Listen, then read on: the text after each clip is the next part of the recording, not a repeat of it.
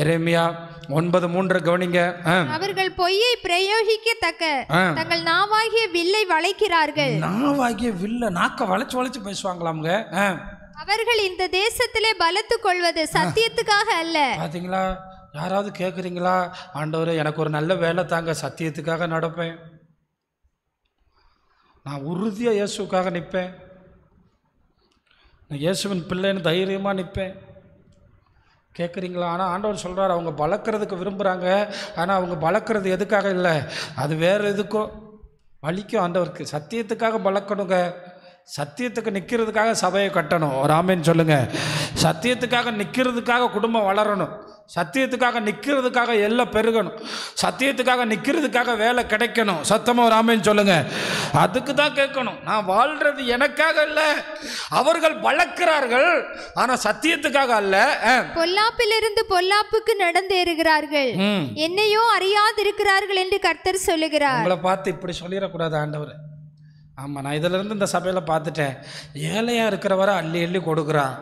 ஆமாம், அப்புறம் ஆண்டவர் வேலை கொடுத்த பிறகு தசம பாகமே கொடுக்க முடியல. தசம பாகம் எங்கே? 10 ரூபா கிழிஞ்ச நோட்டு தான் வருது. ஏன்னா ஏழையாக இருக்கும்போது அப்படியே சாப்பாட்டுக்கு வழி இல்லாட்டாலும் கொண்டு வந்து போட்டோம். பணக்காரன் ஆகும்போது தசம பாகம் கூட கொடுக்க முடியாத நிலைமைக்கு தள்ளப்படுறோம். நான் எப்பவுமே என்ன சொல்கிறேன்னா, பழைய ஏற்பாட்டு நியதி நமக்கு இல்லை, ஃபஸ்ட்டு பெஸ்ட்டு அதான் புதிய ஏற்பாட்டு நியதி. மன நிர்ணயின்படி கொடுக்கணும். 50, 100, சில நேரம் 100, சில நேரம் 50, சில நேரம் மொத்தமாக. அது உங்களுக்கு வலிக்கும், ஆனால் மொத்தமாக விட்டுட்டு தான் போய் ஆகணும். எப்படிதானோ மொத்தமாக விட்டு. ஆமாம், தூக்கி இப்போல்லாம் முன்னாடியாவது பாடியை உள்ளே வச்சுருப்பான். நாங்கள் சின்ன வயசாக இருக்கும்போது காலில் தான் பாடி இருக்கும். இப்போ கதவை போட்டு வெளியே போட்டேன். இந்த ட்ரெண்டு எப்படி வந்துச்சுன்னே தெரில. கதவை தலைவாசல் கதவை போட்டுட்டு வெளியே விட்டாங்க, வெளியே தான் வச்சுக்கிறாங்க, உள்ளே வைக்கிறதில்ல. ஆனால் அந்த ஆள் தான் கஷ்டப்பட்டு வீடு கட்டியிருப்பார், ஆனால் தூக்கி வெளியே போட்டாங்க. இப்போ இது கடைசி கால ட்ரெண்ட். முன்ன காலம் ஹாலில் தான் வச்சுருப்பாங்க, நான் பார்த்துருக்கேன். சின்ன வயசில் எனக்கு அதெல்லாம் இருக்குது. இப்போ ரொம்ப வளர்ந்துட்டாங்க. இப்போ ஒரு இடத்துல பார்த்தா காசு கொடுத்தா போதுமா, அவங்களே அழுவாங்களாம், அவங்களே பூவெல்லாம் தூவாங்களாம். ஆமாம், இப்போலாம் வீட்டு வாசல்லையே அனுப்பிடுறது, போயிட்டு வாடா முடிஞ்சு. எப்படிப்பட்ட காலத்தில் வாழ்கிறோம் பாருங்கள். அதனால் எல்லாம் நான் உங்களுக்கு எல்லாத்தையும் விற்று கொடுப்பா பர்ணபா மாதிரின்னு சொல்லலை. ஆனால் ஆண்டவருடையதையாவது கொடுத்து என்ன எனக்கு வேலை தந்தார். ஆமாம், சம்பளம் வாங்கின உடனே நன்றி உணர்வோடு என் கையில் கொண்டு வாங்கன்னு சொல்லலாம். அந்த பெட்டி இருக்குது, நீங்கள் போடலாம், கொடுக்குறவங்க கையில் கொடுக்கலாம். ஆனால் எல்லாமே சத்தியத்தை நிறைவேற்றதுக்காக செய்யணும். ஆண்டவர் என்ன சொல்கிறார் தெரியுமா? ஆமாம், எனக்கு நான் வளர்றதில்லை, எல்லாம் சத்தியத்துக்காக நம்ம செய்யணும். ஏசாயா 38, 18, 19. இன்னொரு ஏசாயாவில் இன்னும் 2 வசனங்களை வாசித்து முடிக்கலாம். ஏசாயா 38, 18, 19 வாசிங்க. பாதாளம் உம்மை துதியாது, மரணம் உம்மை போற்றாது. பார்த்தீங்களா? பாதாளம் உண்மை துதியாது. மரணத்தில் போய் பைபிள் படிக்க முடியாது. அங்கே போய்ட்டு பாதாளத்தில் பைபிள் கொண்டு வாங்க, நான் படிக்கிறேன். எங்கள் வீட்டில் அந்த மலைமாரில் கூட்டம் முடிஞ்சோடனே கொண்டு போய் பூட்டி வச்சுட்டு தூங்குவேன் தலையில், அந்த பைபிளை கொஞ்சம் கொடுங்கன்னு. பாதாளத்தில் பைபிள்லாம் கிடையாது. குழியில் இறங்குகிறவர்கள் சத்தியத்தை தியானிப்பதில்லை, ஆனால் இரவும் பகலும் அவருடைய வேதத்தை தியானிக்கிற மனுஷன், சத்தமாக சொல்லுங்க, பாக்கியவான். அவன் நீர்க்கால்களில் ஓரமாய் தன் காலத்தில் இலை உதராதிருக்கிற. அப்போ நிறைய கிறிஸ்தவங்க இன்றைக்கி எங்கள் பிள்ளைங்கள்லாம் நிறைய பேர் மொபைல்லே உட்காந்துருக்கான். எப்போ ஃபோன் பண்ணாலும் பிஸி, எப்போ ஃபோன் பண்ணாலும். பாதி நேரம் கூட்டம் முடிஞ்ச பிறகு தான் ஃபோனே கட் பண்ணி வைக்கிறான். பாதாளம் சத்தியத்தை தியானிக்காது மகனே, பாதாளம் சத்தியத்தை தியானிக்காது.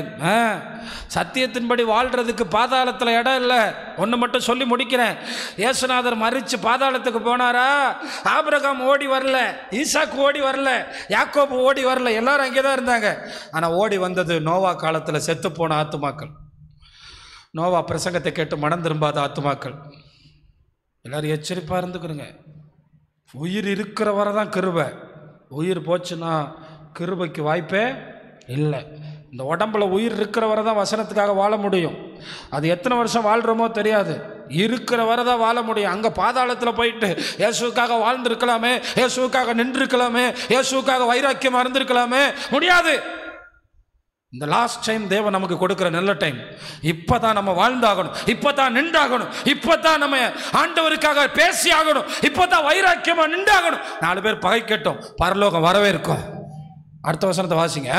நான் இன்று செய்கிறது போல உயிரோடு இருக்கிறவனே உம்மை துதிப்பான். எசேக்கியா சொல்றான், வாழ்க்கை அவனுக்கு 15 வருஷம் கூட்டி கொடுத்த உடனே, நான் பாதாளத்துக்கு போயிருந்தேன்னா என்னால உம்மை துதிக்க முடியாது, உயிரோடு இருக்கிறவனே உம்மை துதிப்பான். தகப்பன் பிள்ளைகளுக்கு உமது சத்தியத்தை தெரிவிப்பான். தகப்பன் பிள்ளைக்கு எனக்கு என்ன சொல்லிக் கொடுக்குறான் தெரியுமா? ஒரு மொபைலை எடுத்து உட்காந்து சினிமா பார்க்கறதுக்கு கற்றுக் கொடுக்குறான். பாருடா, இதான் அஜித், இதான் விஜய், இதான் ரஜினி, வா போ சினிமாவுக்கு போன்னு கூப்பிட்டு போகிறான்.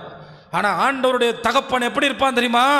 எனக்கெல்லாம் எது தெரியுமா, என் பிள்ளை ரேங்க் கார்டு கொண்டு வராளோ இல்லையோ, நான் தூங்கி எந்திரிச்சு பார்ப்பேன், பைபிள் படித்து. ஆனாலும் இப்போல்லாம் விருப்பம் குறையுது, வளர எனக்கு பயமாக இருக்கும். முன்னாடி ரொம்ப விருப்பமாக படிப்பான், வளர அப்போ அழுவோம். நாங்கள் போன பிறகு, ஆண்டவரே எங்கள் பிள்ளைங்களுக்கு பரிசுத்தாவி கொடுங்க. அப்போ தான் நாங்கள் என்ன சொத்து சேர்த்து வச்சுருக்கோம். ஏன்னா இங்கே போட்டிருக்க தகப்பன் பிள்ளைக்கு என்ன தெரிவிப்பானா? சிஸ்டர், உங்கள் பிள்ளைக்கு சத்தியத்தை தெரிவித்து ஆண்டவரை தேடுறது சத்தியம்டா, ஞாயிற்றுக்கிழமை சர்ச்சுக்கு சீக்கிரம் வர்றது சத்தியம்டா, சபையில் முழங்கால் போட்டு ஜோம் பண்ணுறது சத்தியம்டா, தானியல் ஜோம் பண்ணாண்டா, இயேசு முழங்கால் போட்டு ஜோம் பண்ணாரா. பிள்ளைகிட்ட பேசுகிறதுக்கு வாய்ப்பு கிடைச்சா சத்தியத்தை பேசு. ஏன்னா தகப்பன் பிள்ளைக்கு என்ன தெரிவிப்பானா? சத்தியத்தை தெரிவிப்பானா. இந்த சத்தியத்தை கை கொள்ளுகிற ஜாதிகளாக நம்ம எழும்பிட்டா போதும்.